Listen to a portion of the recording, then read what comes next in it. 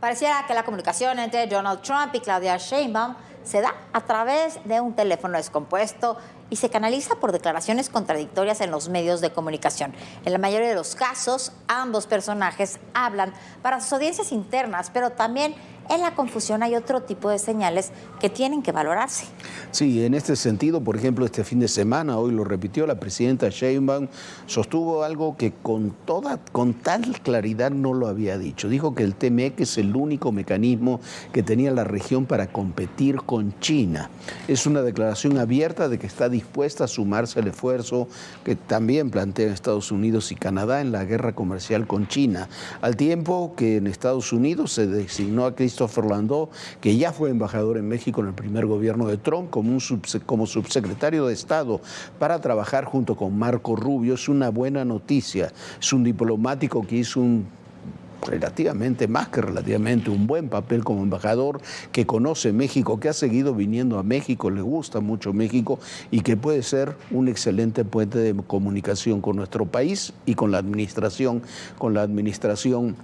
trumpista. Son, Viviana, buenas señales. Y sí, son buenas señales, sobre todo cuando habíamos visto un gabinete de Donald Trump durísimo contra la frontera sur, sobre todo contra México. Al mismo tiempo, Trump ha insistido en una entrevista con la NBC, dijo que pondría aranceles, que llevaría a cabo su plan de deportaciones masivas y que como no le gustaba separar familias, iba a deportar familias completas. Aunque al mismo tiempo dijo que quizás abriría espacios para regularizar a los Dreamers. Estos son los niños que han llegado desde muy chiquitos a los Estados Unidos y que han hecho prácticamente su vida ahí. Y bueno, incluso han terminado la universidad. E insistió en eso de que Canadá y México podrían sumarse a la Unión Americana como un estado más de la Unión Americana. Bueno, esto fue simplemente una provocación, ¿no, Jorge? Sí, una provocación que tiene, como todas las provocaciones, también tiene secuelas. Hay que dejar, con el tema de Donald Trump, hay que dejar fuera todas estas declaraciones que son para mercado interno. Como decía hoy la presidenta Sheinbaum, centrarse en los hechos y sobre eso comenzar a trabajar. Y hay tres que son fundamentales, lo decíamos en la mesa hace unos minutos: migración, fentanilo y la relación con China. Las declaraciones entre el gobierno mexicano y el presidente electo de Estados Unidos, Donald Trump, comienzan a entrar en un terreno de mensajes confusos y contradictorios. Sobre los mensajes y conversaciones que sostienen, cada mandatario da su versión. Es por eso que este lunes la presidenta Claudia Sheinbaum dijo que evitará dialogar con Trump a través de los medios de comunicación. Yo creo que vamos a dejar un poco diálogo a través de los medios. La postura de la mandataria se da tras las declaraciones de Trump de este domingo a la cadena estadounidense NBC, en el sentido de que como Estados Unidos subsidia a México y Canadá, ambos países deberían adherirse como sus estados. We're subsidizing Canada to the tune of over $100 billion a year. We're subsidizing Mexico for almost $300 billion. We shouldn't be subsidizing. Why are we subsidizing these countries? If we're going to subsidize them, let them become a state. La presidenta Sheinbaum reiteró que México es un país libre, soberano e independiente. Entiendo que este subsidio del que habla, pues tiene que ver con el incremento de las exportaciones de México a Estados Unidos, que la única manera de competir con otras regiones del mundo, pues es mantener y fortalecer el tratado comercial, el TMEC, porque más que vernos como competencia, pues hay que ver como un complemento. La semana pasada, el republicano aseguró ante sus seguidores que la mandataria mexicana lo había cuestionado por hacer públicas sus intenciones de imponer aranceles a México. She said, "Why are you doing this to me?" I said, "I'm not. I'm just putting a lot of tariffs on because you're allowing criminals to pour into our country and we can't allow that anymore." And it stopped. La presidenta Sheinbaum lo negó. Incluso dijo que no se habló del tema. No voy a entrar tampoco a un debate, él tiene su manera de comunicar esta forma, pero pueden tener la certeza las y los mexicanos que nunca vamos a agachar la cabeza ni a ser indignos en una conversación. Analistas indican que las declaraciones van dirigidas a los ciudadanos de cada país. El exsecretario de Economía y negociador en jefe de México para el TMEC, Ildefonso Guajardo, ha dicho que hay elementos básicos en la personalidad de Trump que hay que tomar en cuenta para no engancharse y no responder a los mensajes en redes sociales, sino a las acciones, además de tener objetivos muy claros. No obstante, hay declaraciones clave en la relación que se deben valorar, como la de la mandataria mexicana que resaltó la importancia del TEMEC en la guerra comercial con China. Dijo que el tratado tiene un potencial enorme y es la única manera real de competir. También celebró sobre la designación del ex embajador Christopher Landau como subsecretario de Estado. El embajador Landau hizo un buen trabajo en México, desde mi punto de vista.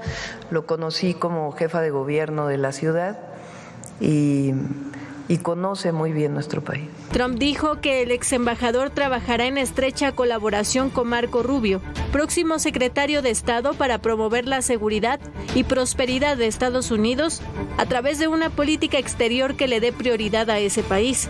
Por lo pronto, Trump insiste en llevar a cabo una campaña de deportación masiva. Sin dar detalles, ha sugerido que invocará la ley de insurrección y la ley de enemigos extranjeros para justificar la intervención militar en el control de la migración. Al ser cuestionado sobre la separación de familias, dijo que la única manera de no hacerlo es mantenerlos juntos, por lo que todos serán enviados de vuelta. En cuanto a los Dreamers, beneficiarios del programa DACA, se mostró más benevolente. Dijo que su plan es trabajar con los demócratas para hacer que esto sea posible, ya que hay muchos casos de éxito. Bueno, hay que insistir en un tema, en tres temas: fentanilo, migración, relación con China. Eso es lo que va a marcar la relación, a su vez, con Donald Trump, con Canadá, y va a fortalecer el TEMEC. La declaración de la presidenta en Nuevo Laredo y hoy en la mañanera, en ese sentido, en el tema del TEMEC, me parece que es muy importante. Me parece que también es muy importante que comencemos a hacer lo que se abandonó durante 6 años, que es el verdadero cabildeo, lobbying en Estados Unidos, lobbying con el gobierno, con el Congreso, con los empresarios, con grupos de poder, con los propios migrantes. Sobre eso hay que trabajar. Bueno, y en un lugar que será clave para instrumentar todo esto, toda esta relación entre México y Estados Unidos, es la frontera sur. Bueno, en la frontera sur, en Chiapas, asumió el gobierno, el chiapaneco Eduardo Ramírez, y se comprometió a recuperar la gobernabilidad y sobre todo la seguridad en ese estado. Mientras tanto, en Pentaló ingresaron las Fuerzas Armadas para recuperar un municipio, como muchos otros municipios en esa zona, en donde la gente necesita tener seguridad porque prácticamente no están pudiendo vivir ahí. Han dicho las fuerzas de seguridad que es una medida humanitaria. Está esto, ¿por qué? Porque se están dando estas disputas enormes entre distintos grupos criminales. Ahora, hasta el día de hoy, se ha podido mantener de alguna manera la calma en Pentaló. Veamos qué sucede en los próximos días. Comenzó un nuevo capítulo en Chiapas. Este domingo 8 de diciembre rindió protesta como nuevo gobernador Eduardo Ramírez Aguilar. Es para el periodo 2024-2030. Durante su discurso, anunció su plan para combatir la inseguridad y aseguró que la paz regresará al Estado, comprometiéndose a no establecer alianzas con grupos criminales. Señaló que la lucha contra la impunidad será una de sus prioridades. Además, informó que iniciarán los patrullajes del Grupo de Respuesta Inmediata PACAL, que está integrado por policías con adiestramiento especial. Es importante señalarle, pueblo de Chiapas, que mi gabinete de seguridad están a prueba. Si no hay resultados, así es. Van a haber resultados en seguridad pública. Como diría nuestro líder, me canso ganso. Por lo pronto, autoridades de la Sedena comenzaron a aplicar tareas de pacificación en Pentaló, Chiapas, donde en los últimos meses se incrementó la violencia por la disputa entre grupos criminales. Esta intervención consiste en apoyar a las familias que se han quedado sin empleo por la inseguridad. Y es que apenas el sábado 7 de diciembre, el grupo conocido como El Machete se retiró de la cabecera municipal, luego de días de enfrentamientos con el grupo armado de los Herrera. Elementos del Ejército, Guardia Nacional y Policía Estatal realizan patrullajes con el fin de garantizar la seguridad y evitar que el grupo de los Herrera ingrese a la zona. Además, las autoridades trabajan para restablecer los servicios de luz eléctrica y agua potable en la comunidad. A lo sucedido en Pentaló se suman las disputas que mantienen integrantes del Cártel Jalisco Nueva Generación y el Cártel de Sinaloa por el trasiego de drogas, migrantes y cobro de piso. Esto ha provocado el desplazamiento forzado de familias hacia Guatemala. Por esta violencia, las dos principales ciudades de Chiapas se colocan entre las de más alta percepción de inseguridad. De acuerdo con sus propios habitantes, Tapachula en primer lugar a nivel nacional con 91.9% y Tuxtla Gutiérrez en sexto sitio con 85.9%, según la encuesta nacional de seguridad urbana del INEGI realizada en septiembre de este año. Bueno, por fin terminó esa pesadilla de gobierno que fue el de Rutilio Escandón en Chiapas. Para Eduardo Ramírez el tema de la seguridad es clave. Se ha perdido la seguridad y la gobernabilidad en buena parte del Estado. A ver qué hacen el secretario de Seguridad, Óscar Anselmo Aparicio, y sobre todo el fiscal José Luis Yabén. Los dos están muy cuestionados. Pero bueno, ahí está el compromiso que tomó Eduardo Ramírez. Hay otro tema que no es menor. Un hombre que es de toda la confianza de la presidenta Sheinbaum, Antonio Santos, fue nombrado como una suerte de interventor para todos los programas federales allá en Chiapas. Antonio Santos fue dirigente, recordará usted, del CEU, lleva tiempo ya involucrado en Chiapas y hoy este fin de semana se ratificó el papel que jugará también en el Estado. A ver qué es lo que ocurre. Por cierto, hoy ocurrió un atentado en contra del diputado federal del Partido Verde Ecologista, Benito Aguas Atlagua, en Songolica, en Veracruz. Recibió un disparo en el tórax y otro en la cabeza. Su estado de salud se reporta como grave. El legislador conducía sobre la carretera que conduce a la comunidad de Penacaxtla cuando un sujeto a bordo de un vehículo le disparó en varias ocasiones. Policías estatales y municipales activaron un código rojo para ubicar al presunto agresor. La situación está muy complicada en toda esa zona. Bueno, y donde ha habido nuevos asesinatos es en los mercados de la Ciudad de México, donde ponen al descubierto las tramas de extorsión que existen aquí en la ciudad. Este fin de semana fueron detenidos Fernando Jair N., alias El Palillo, y Cristian Giovanni N., alias El Chispa, líderes del cártel 2 de abril. Estos sujetos son identificados como extorsionadores de comerciantes del mercado 2 de abril, ubicado a espaldas del Palacio de Bellas Artes, así como de locatarios del centro histórico. También ordenaban la muerte de quienes se negaban a pagar. Este grupo delictivo es brazo armado de la organización criminal, la Antiunión Tepito. Jair N. y Cristian Giovanni N. están relacionados con los delitos de secuestro, extorsión, delitos contra la salud y delincuencia organizada, para los cuales reclutan a jóvenes menores de edad. Se tiene conocimiento que los principales afectados de sus actividades son comerciantes de las colonias Guerrero, Santa María la Ribera, San Rafael, Plaza Garibaldi y Alameda Central. Trabajos de inteligencia permitieron ubicar a estos sujetos en Acapulco. De ahí se les dio seguimiento hasta su regreso a la Ciudad de México, donde ingresaron a un domicilio de la alcaldía Coyoacán. El Palillo y el Chispa son investigados por al menos 3 crímenes. El último de ellos, el 7 de noviembre, en el mercado 2 de abril de la colonia Guerrero. Ese día, sujetos armados entraron y se dirigieron a uno de los locales. Ahí dispararon a quemarropa contra César Ríos, dueño de una carnicería que se negó a pagar 150,000 pesos. De acuerdo con el periodista Héctor de Mauleón, este asesinato llevó a una docena de locatarios a declarar por primera vez ante las autoridades de la violenta célula criminal. Aseguran que el cártel 2 de abril, también conocido como C2A, los tiene amenazados, que los integrantes de este grupo saben todo de ellos. Dónde viven, a qué hora entran, a qué hora salen, cómo se llaman y quiénes son sus familiares. Esto debido a que los conocen desde que eran niños. El Chispa y el Palillo comenzaron robando carteras, bolsas y celulares afuera del mercado. Poco a poco se volvieron más violentos y cuando la Antiunión Tepito se apoderó de la zona, terminaron trabajando para ellos. De acuerdo con lo relatado en la columna del periodista, estos delincuentes exigían a locatarios hasta 100,000 pesos, además de vehículos. Utilizaban a menores de edad para cobrar lo que llamaban la tanda, o les pasaban un teléfono donde los líderes criminales los amenazaban personalmente. Les imponían cuotas de 1,500 pesos a la semana por local. No se salvaba ni la vendedora de gelatinas. También les imponían multas de hasta 50,000 pesos por retrasos en el pago o por no cumplir con sus requerimientos. Desde el 22 de noviembre, la alcaldía puso vigilancia fija en el mercado, pero el lugar sigue semivacío. El miedo sigue recorriendo los pasillos de los locatarios ante el temor de que salgan libres o lleguen extorsionadores de otros grupos. El mercado 2 de abril es solo uno de los mercados que se encuentra bajo el asedio de grupos criminales que operan en la Ciudad de México. Del que somos el primer país exportador. Renunció, ¿por qué? Porque no estaba de acuerdo. La magnitud que ha tenido el narcotráfico mexicano.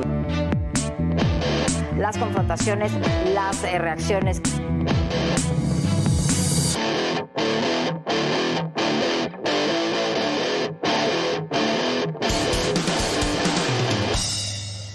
Y la caída del régimen de Bashar al-Assad, ahora en Siria, ahora en manos del ejército rebelde islamista de la Organización para la Liberación del Levante, es un acontecimiento que termina de transformar muchos de los equilibrios geopolíticos del mundo y que por supuesto tendrá influencia en nosotros. Después de muchísimos años aquí en México que se han despreciado, que los gobiernos han despreciado la política exterior, de no intervenir en los grandes foros y de abandonar el papel que solía tener México en el concierto internacional, muchos de estos temas nos pueden parecer que son muy ajenos, pero la realidad no lo son. Van a determinar buena parte de nuestra vida en este futuro, no solamente futuro lejano, sino nuestro futuro inmediato.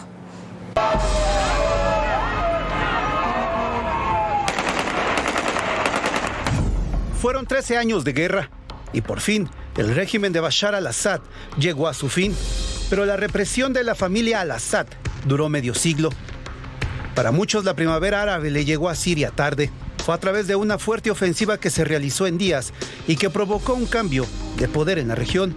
El domingo, las fuerzas rebeldes tomaron la capital. Al-Assad y su familia se fueron a refugiar a Rusia. La caída de Bashar significa una derrota para Irán, Rusia y el grupo extremista Hezbollah, mientras que Siria ahora está en manos del ejército rebelde islamista de la Organización para la Liberación del Levante, una organización apoyada por el régimen de Recep Tayyip Erdogan en Turquía, quien se convierte en uno de los grandes ganadores con la caída de Bashar al-Assad.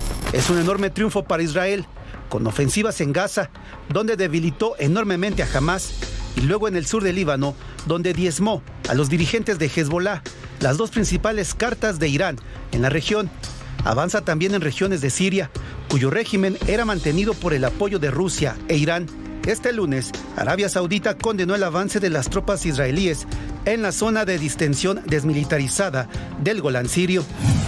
Será Mohamed al-Bashir quien encabece el gobierno de transición, que tendrá entre sus retos la reconstrucción de un país con varios grupos étnicos y sectas tras una guerra que dejó cientos de miles de muertos y miles de presos políticos, cientos de los cuales ya fueron liberados. El presidente de Estados Unidos, Joe Biden, dijo que se impedirá la reaparición del Estado Islámico en Siria. Además, conversó por teléfono con el rey Abdalá II de Jordania, a quien trasladó su total apoyo a un proceso de transición en Siria que contemple la redacción de una nueva constitución y la celebración de elecciones supervisadas por la ONU. Los nuevos equilibrios en Oriente Medio repercuten en todo el mundo, en muchos aspectos, primero que nada en el ámbito energético y también en el comercio, porque incluso los grupos terroristas yemeníes, los hutis, que secuestran y atacan barcos, sobre todo petroleros, en la región del Canal de Suez, también se debilitan en el mismo grado que sus protectores iraníes. Estabilizar la generación y abastecimiento de crudo en el mundo es importantísimo, sobre todo para un próximo gobierno estadounidense que seguirá apostándole al petróleo. Algo tendríamos que hacer al respecto, porque aunque muy menguados, seguimos siendo un país con potencial petrolero. La caída del régimen de Assad afectará también los flujos migratorios. Son millones los que abandonaron Siria en los últimos 13 años de guerra civil y la enorme mayoría huyeron rumbo a Turquía y Europa. Bueno, lo que tenemos en Siria, como decía Viviana hace un minuto, son temas que parecen muy ajenos, muy lejanos, pero son temas que repercuten, que transforman toda la geopolítica mundial. Mire usted, esto es lo que teníamos en Siria. Esta es Siria, lo que está en verde son los de el HTS, que es el grupo que ha tomado el control, que es un grupo que proviene del Al-Qaeda, rompió después con Al-Qaeda, combatió al ISIS y en apenas 2 semanas tomó prácticamente todo el control de Siria. Queda igual la parte de los kurdos, que tienen sus propias organizaciones militares, y lo que se ve en rojo son de rebeldes proturcos. Toda esta zona ha estado en conflicto, pero lo realmente importante es lo que ocurrió aquí en toda la zona de la costa, que es donde se acerca hacia Damasco, donde están las principales ciudades. Quedan 2 bases rusas que son muy importantes. Este gobierno estaba controlado por Rusia y queda esta base estadounidense que también ha sido muy importante. El nuevo gobierno, este nuevo gobierno se dice que tiene capacidad de diálogo, a ver si es verdad. La mayor influencia en HTS parece ser la del régimen de Erdogan y el régimen turco. ¿Por qué? Porque es el que ha sustentado buena parte de toda esta ofensiva. Se convierte en uno de los grandes, Turquía, de los grandes ganadores de este conflicto con la caída de Bashar al-Assad. Ahí está Turquía. Toda esta zona de Turquía mantiene un conflicto además con los kurdos que es muy importante, habrá que ver cómo se soluciona. Es un triunfo también para Israel, que después con las ofensivas de Gaza debilitó enormemente a Hamas, luego diezmó a los dirigentes de Hezbollah. Eran las 2 principales cartas de Irán, que es la que sustentaba también Irán, la que sustentaba al gobierno sirio junto con Rusia. Israel ha avanzado a los altos del Golán. Esta es Israel, aquí está Líbano, toda la zona del sur. Estos son los altos del Golán, son una zona relacionada también. Es una zona que estaba desmilitarizada y la ha tomado ahora también Israel. Entonces se debilita toda la posición rusa y de Irán. Irán es el que se encuentra en una situación de máxima debilidad, dependiendo cada vez más de Rusia y enfrentado no solo con Israel, sino con su verdadero enemigo en el mundo árabe, que es Arabia Saudita, en el histórico conflicto que hay en el mundo musulmán entre chiitas y sunitas, que es decisivo en este aspecto. La posibilidad de un acuerdo de Israel y Arabia Saudita, que estaba prácticamente concluido antes de los ataques de Hamas ahí en octubre del año pasado, es un tema que puede revivirse. También se van a debilitar en esto los grupos terroristas yemeníes, los hutis, que secuestran y atacan barcos, sobre todo petroleros, en la región del Canal de Suez. Sus protectores son iraníes. Sin ese apoyo se van a debilitar. Se puede estabilizar entonces la generación y el abastecimiento de crudo en el mundo. ¿Por qué? Porque esos secuestros que se estaban realizando ahí en esa zona se van a debilitar. El próximo gobierno estadounidense sigue apostando al petróleo y ese es un punto importante. Hay mucho que se está jugando en toda esta zona. En toda esta zona hay muchos actores que están desarrollando sus actividades y cambian todos los equilibrios geopolíticos y afectan incluso a Ucrania. ¿Por qué afectan a Ucrania? Porque si lo vamos a ver, ponemos el otro mapa, por favor. Ucrania, hay que recordar que hubo un encuentro entre Trump y Zelensky en París este sábado, pues se habló de un alto a fuego en Ucrania y esa posibilidad se torna más cercana. Zelensky es la primera vez que no exige el retiro previo de las fuerzas invasoras rusas que tienen control sobre esta zona, que ven lo del Donetsk, como se le llama. Para el alto al fuego siempre Ucrania había pedido que las fuerzas rusas se retiraran, ahora lo que pide son garantías, a ver que es lo que termina sucediendo. La caída del régimen de Assad afecta también los flujos migratorios. Son millones los que abandonaron Siria en los últimos 13 años de guerra civil y la enorme mayoría huyeron rumbo a Turquía y rumbo a Europa. Y hay muchos que quieren regresar de Turquía hacia Siria y Europa se apuesta también a que haya un mayor regreso o por lo menos que se corte el flujo. Por lo pronto Donald Trump debilita a Irán, que es uno de sus grandes objetivos, un país que tiene buenas relaciones, muy buenas relaciones con Venezuela, con Nicaragua y con Cuba, y sus dictaduras podrían estar al final tan debilitadas, o por lo menos esa es la lectura, como la de Bashar al-Assad. La idea del trumpismo es debilitar todo lo posible a Irán y ahora están en condiciones de hacerlo debilitando también a sus aliados. Eso es lo que está ocurriendo, el mundo se está equilibrando en torno a esta situación. Ahí están los acuerdos del Mercosur, de Brasil y Argentina, básicamente con la Unión Europea. Hay mucho de lo que se está viviendo y haciendo en este momento en el mundo que gira en torno a este reequilibrio geopolítico que estamos viviendo. Eso en la caída de Siria es un punto fundamental. Para nosotros puede parecer muy lejano, pero vaya que todo lo que está ocurriendo en esa parte del mundo va a tener influencia, Viviana, en México. Sin lugar a dudas, Jorge, hay que recordar que vivimos en un mundo muy global y bueno, lo que sucede en Siria, lo que sucede en América Latina, lo que sucede en Europa, le afecta directamente a México. Nosotros ya nos vamos, muchísimas gracias por habernos acompañado, pero lo esperamos mañana en punto de las 11 de la noche. Descanse, sueñe bonito.